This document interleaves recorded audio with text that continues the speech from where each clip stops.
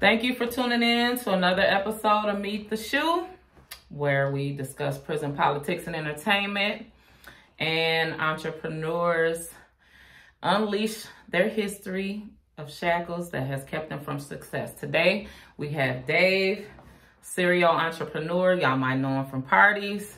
Y'all might know him from real estate. Yep. Y'all also might know him for trucking and healthcare. Hey, Dave. Hey, how's it going? Going. Okay, so what you want to start off with? Man, it don't matter to me. We can start off with some different businesses, construction, healthcare. Okay, let's take you back. What was the first entrepreneur job that you were successful at, that you nailed down, said, hey, I could do this? Right. Your first step to people believing in you, a dream, a vision that you've had. Well, okay, so starting, I think the first step for entrepreneurial stuff, I say in 97, 98, when I was in high school, my mom opened up the Candy Palace on West Broadway. Okay. So I was still in high school, but so she would have like me and like Ross and George and Kenny, some of the homies like working there when she wasn't there. So I didn't realize it at that point, but that was kind of like the first like intro to like entrepreneur as far as a business, right? As far as like running a business. And then with that, then we went into, that's probably when I think we did our first event party, like in the basement of the Candy Palace. Now, how much did you charge for the party? Oh, it was free. Our motto was always, we had a free motto. That's kind of how we did a lot of stuff though. So how we just wanted to have fun. Money from being free? Well, at that time, we didn't make no money. Okay. But we was able to, that's kind of how, that was our motto. And we kind of built up from that. And because of that, then when we started doing events, like more recently or later on, we would get, our money would come from the venues. So a lot of people thought they had to make money off the door, but we were getting money from the actual establishments for a percentage of the bar and different things like that. Okay. And so being as though you was in mom's threshold, did you have to give mom anything? What did she say? Well, she kicked us out because there was too many people though. But we didn't throw no more at the Candy Palace though. Okay. It was a little much on Broadway. We had Broadway packed. It was wild. Okay. But then we just started doing parties, and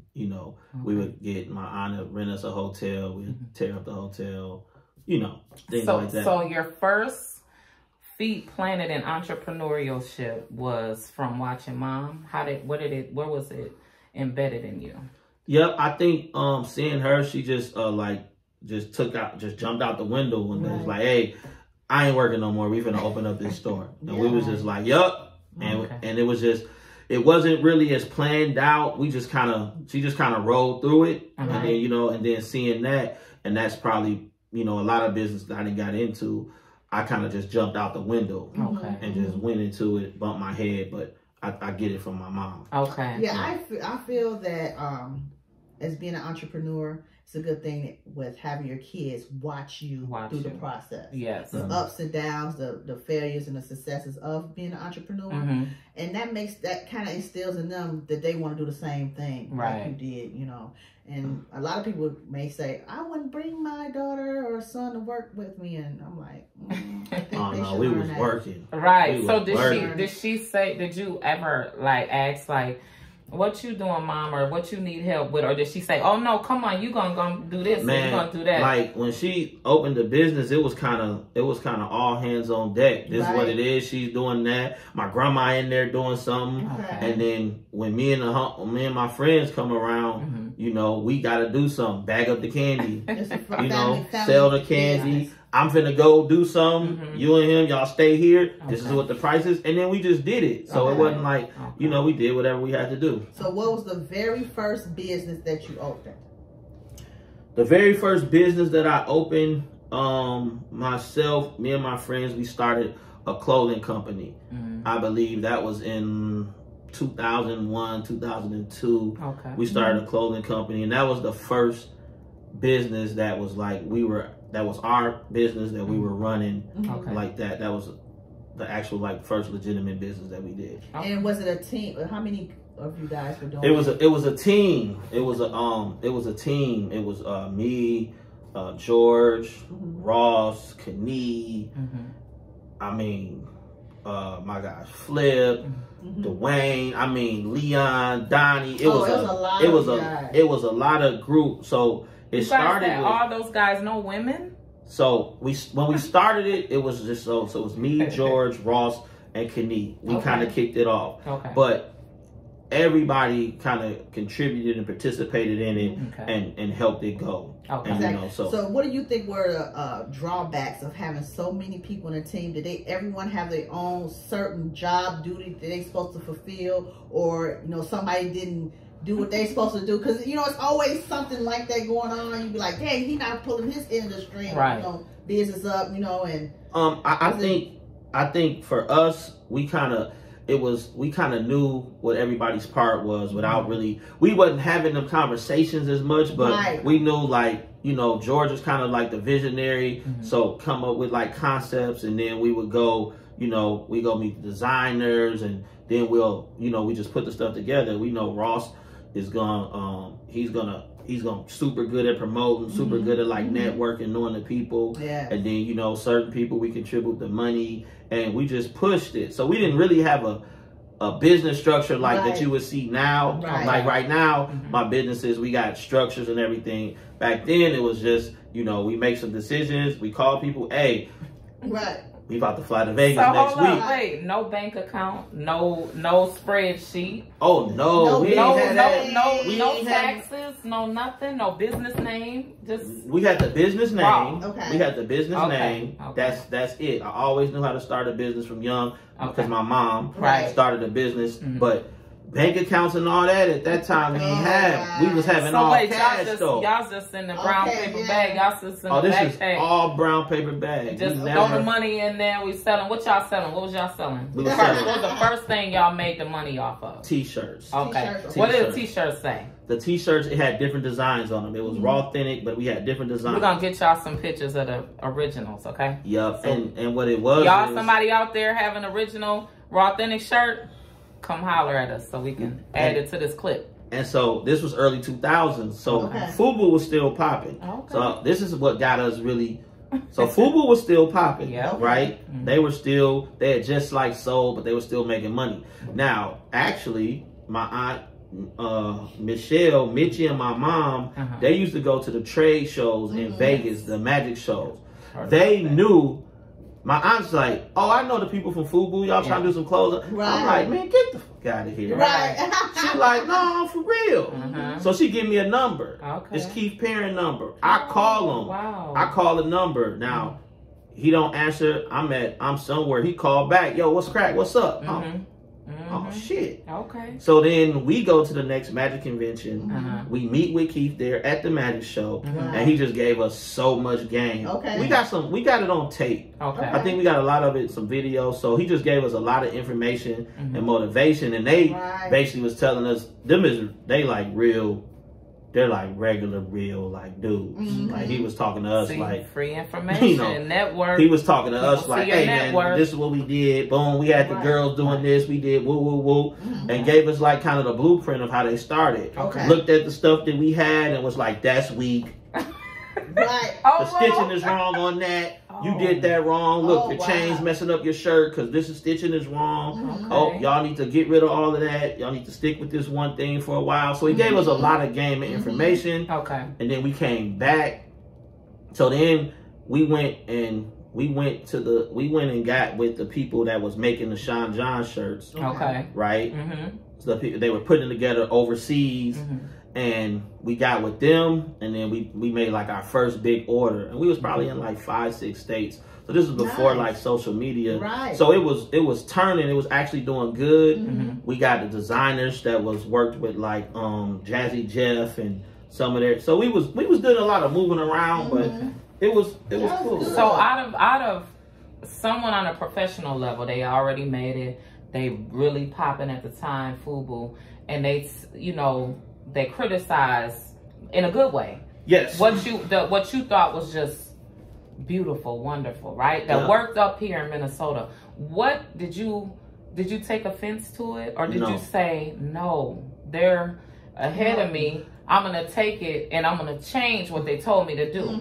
Yeah, so we took it as, you know, it was information that we didn't know. So we got a bunch of designs. We out there 14, 15 deep. Okay. You know, but we got a whole bunch of different stuff. We got some embroidery stuff. This is stuff we don't know about. We just getting it done. Right. He broke down everything we had. You know, he was like, hey, yup, you getting that screen is this size and this. Oh yeah, embroidery stitching, that's wrong, man. You need to do this.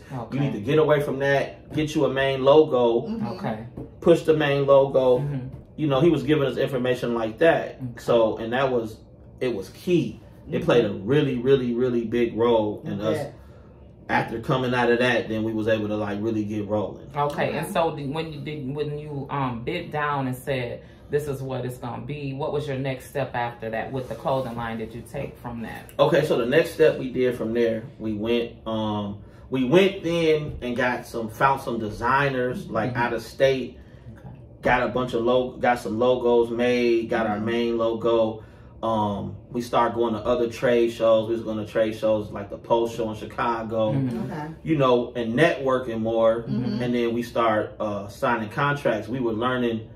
And then like we knew like people from Twinstown that was here, you know, they was big in the early 2000s. So they were the first, they put us in the store. Nice. How good did you do there? We did decent because that's how we got. Twinstown gave us a lot of information and they gave us access to like the athletes because everybody shopped there.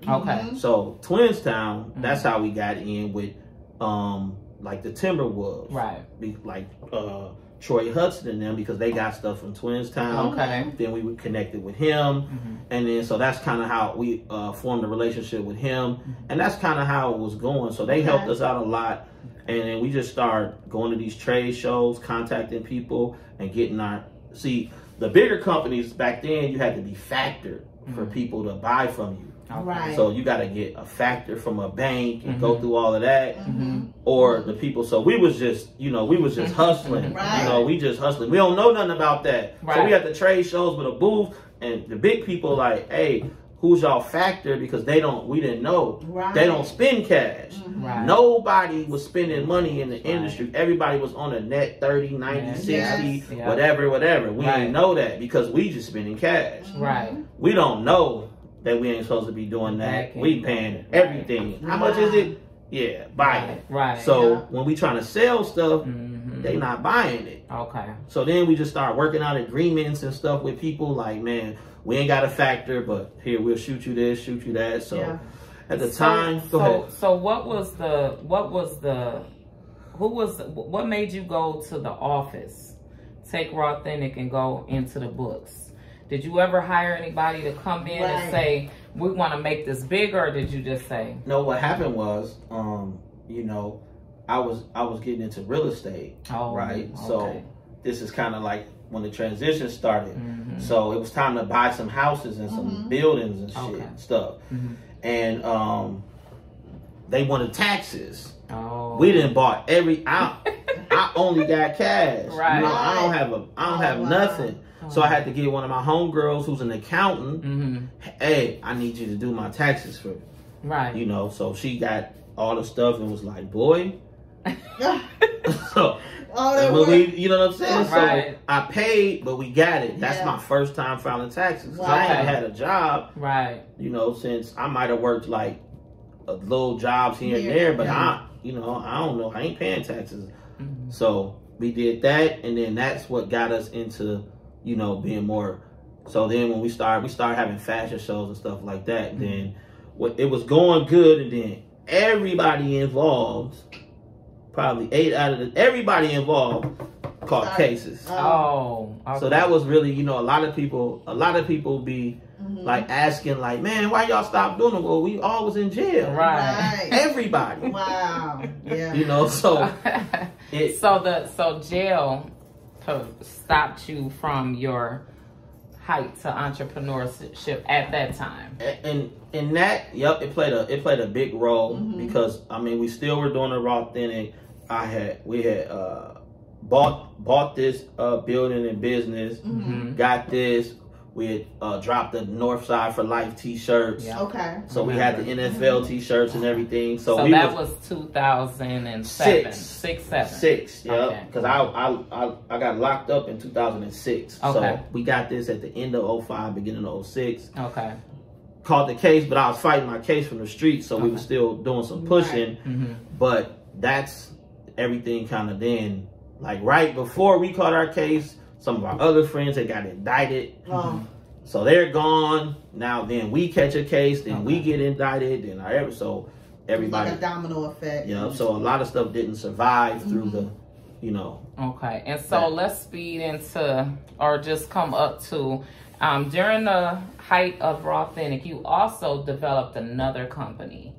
And the next company was, you are known for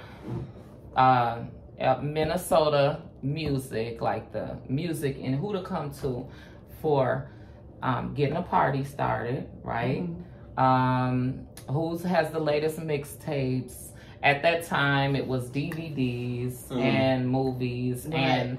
And can you touch on what Digital City brought to the community and what it meant for Minnesota and just North Side as like the mecca of Black people, I would say. Okay. What did that at that time? And you had the height of the Rawthenic, and now you're also being known for who to come to. Just on somebody want to bring a concert here. The promoters here in town want to come to you to get their tickets off for their concerts that they're bringing to the show. Okay. They also want to come to your establishment to bring the artists from out of town, big name artists, to come and do a signing. How much pressure at that time, and also at the time you were in a case situation and your close friends at the time, you're all in a situation and you're trying to just stay afloat. Can you take us back to your mentality at that time with dealing with the case and being the man of the town? Okay, so as far as the Digital City stuff, like location wise, this has always been like a music store from years back. So from when Classic Records was there, but Mike Spicer had always he's been owning the building for the whole time, right? So Classic Records left, and then Mike and Ooze did Digital City. Okay. They had started the Digital City, and then we had came in and got it from them. Right, so they were already going. It was already known for like a music location to get music from. So we came in, and when we came in, we kind of pushed on. Like we started going heavy with the ticketing. Right, so we did heavy with the ticketing, and we were a location where independent artists had their music here. So so somebody dropped some music, an independent artist, you could put it in Digital City. Yeah. Music, books, magazines. We did music, books. DVDs. We leased space to other smaller entrepreneurs that were doing stuff. They were selling clothes or incense or just different things and oils. So we provided a space for other entrepreneurs to make money doing their stuff. And then we would do agreements with, if you got some music or you got a book and you looking for an outlet, we're going to sell it. We'll work out something with you. We'll do a consignment with you. We'll do something that made sense for somebody. And then, we got a marquee in front of the building. We're on Broadway, which is, the busiest street over north. One of the busiest streets in the city for sure. So we put people's names on the marquee, and then we was promoting and pushing it. I mean, because we promoted events and parties, so it made sense to promote stuff. So, and then it just kind of, just grew and grew from there. Okay. And then, through like catching the case and everything, we were just still pushing, we just kept pushing. Yep. So you've seen the transition, like far as physical products, the records, the stuff, all that stuff phase out. Now you're into the digital world.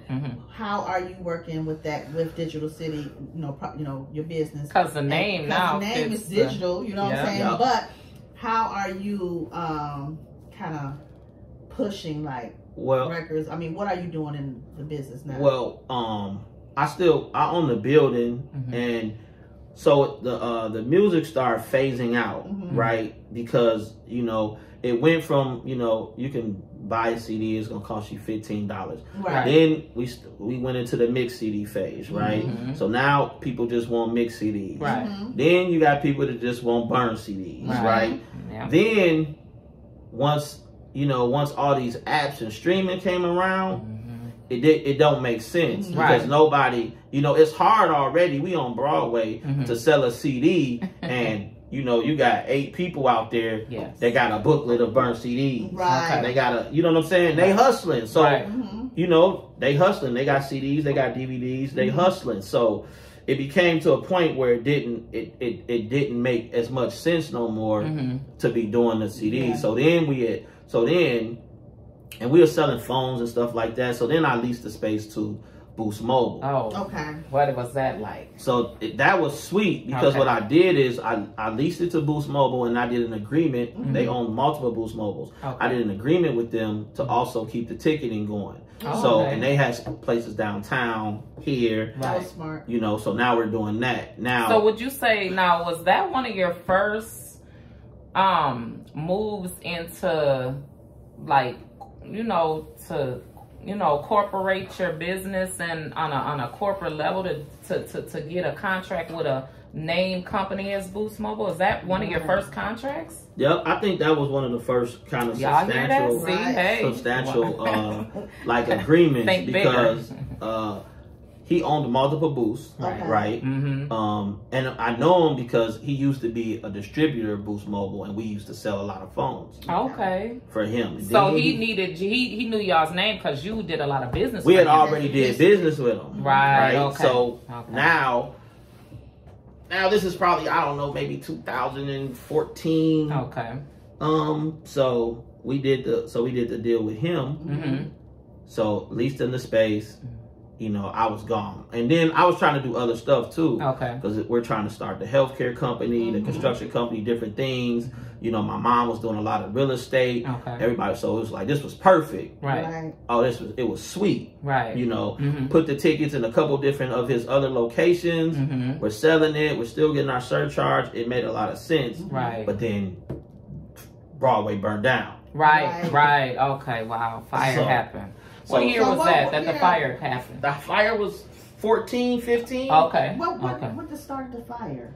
Well, we don't know. Was it the store right there? It started a few stores down, but we had a meeting with the fire. They said it was arson, so somebody tried to burn it down. It caught down there, burnt all the way. Our building stopped it, stopped the fire, but we was smoke problems. Yeah, we had a lot of water damage and smoke damage, so it was over with. Okay. So that fire destroyed a lot of relationships for the community and just in the whole business. Yeah, it really affected us because I had tenants that lived upstairs, right? So, it was displacement for like the tenants and everything. Right. And then, of course, tenants down here. And it just kind of threw a lot of stuff off. And it wasn't, and at that time, I was just starting a construction company. I didn't understand insurance, right? Okay. So I lost like $180,000 on just not understanding the insurance. Because they're trying to sell you the cheapest insurance that does not cover like an umbrella. They give you so much. Your liability is probably $50,000 or $100,000, but you've got more damage than that. What happened was, and this is why I'm in insurance restoration now with my company. Is it because of the fire you went through with your Mecca? When I started getting into it, and I didn't realize until later. So what happened was, people don't understand it. So so the insurance stuff was like, damage was like close to $400,000, right? They give you an initial check, like $172,000 was my initial check. Now I owed, I had a mortgage on the building, right? So I was like, in my mind, I'm like, let me just pay off the building. Okay. Right? It was more, I owed more than what the check was, but I say, well, I'm just going to take my cash, put it with this, pay the building off. I got zero balance, right? Okay. So now, this is what I did, right? I just took the check, told the mortgage holder, hey, keep this, here go this amount of money, here's the balance. Okay. So now I'm zero. But if I would have not did it that way, I would have had 300, almost 400,000. I could have fixed the building and probably still paid some stuff on it. But I don't know this because I don't, and they ain't gonna tell you that. Right. So now I got a paid off building, but now I got to pay for it myself to fix it up. Oh. So now I didn't spend, it was it was done. It was gutted. It was nothing. It was unusable. Right. So now I come back. Now it's time. It's set for some years because we were doing the other companies and we had an office down the street. Okay. But I'm just sitting, still paying taxes and losing money. Yeah. And just got this building sitting, and I'm like, well, shit. So even little by little, did you just come and work on it, work back over here little by little? No, I just let it sit for a minute. Okay. And then I just went in. Okay. It was a lot of money. So out of that experience, what do you think that you learned the most? What would you suggest to somebody that has a gold mine and have something? Would you tell them, let your business go or keep it, secure yourself this way? What advice do you have for? I think, the biggest thing for me is that owning the property and the building was the most important. Okay. Because construction, because residential and commercial are two different. So this would be commercial, right? This was it was at that time it was mixed use because I had it was commercial, but it was a commercial mixed use because I had residential upstairs, right, and commercial retail space downstairs. Okay, right. Okay. So do you suggest that someone would you rather them get into it to have the upper pay for the lower, or the vice versa? Vice versa. I think just having an asset is very, very important. Okay. Because like I had a lot of offers to get rid of it, right? But like my value is the value of the building now is high, right? So, but with owning it, I wasn't pigeonholed to. Like when the industry changed, like when she asked about the CDs and stuff, right? If I would have been just leasing the space and not owning it, it's nothing I could have did. I would have just had to fold and leave, because it changed. Like I can't top. I don't know. Like if you come in and want something, you can go to YouTube and pull it up, or Tidal or whatever streaming and listen to it from your phone. They don't even sell cars with CDs, right? But because I owned the building, I was able to, okay, well, I'm going to go do something else. I'm going to lease this space. Okay. It's going to pay for everything. Right. So now I ain't doing nothing. We just coming and picking up the check. Right. Okay. And however long. So it just makes sense to, when you can acquire an asset, a building, or whatever it is that you're operating out of, it gives you more options. Okay. Awesome. So we're going to cut this short today, and then we're going to go into part 2 because he has more to talk about, and we'll see you in the next episode.